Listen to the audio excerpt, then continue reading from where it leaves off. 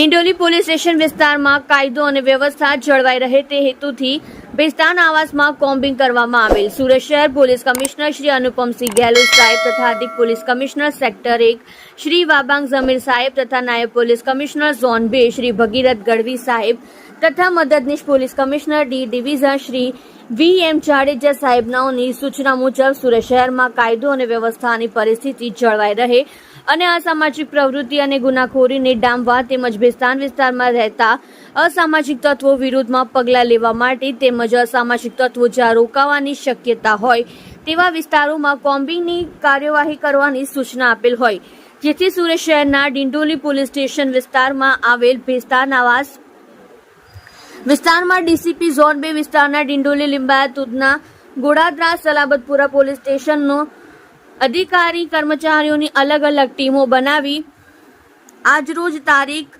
6 જૂન 2024ના કલાક 8 થી કલાક 11 વાગ્યા દરમિયાન કોમ્બિંગનું આયોજન કરવામાં આવેલ, જેમાં નીચે મુજબની કામગીરી કરવામાં આવે છે. હથિયારા જાહેરનામાનો ભંગ કરતા કુલ 5 ઇસમો વિરુદ્ધ જીપી એક્ટ કલમ 135 મુજબ કાયદેસરની કાર્યવાહી કરેલ છે.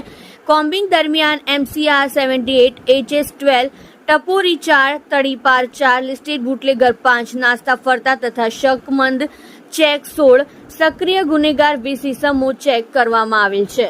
કોમ્બિંગ દરમિયાન જીપી એક્ટ 142 મુજબ આરોપીઓ વિરુદ્ધ તડીપાર ભંગ બદલ કાર્યવાહી કરેલ છે.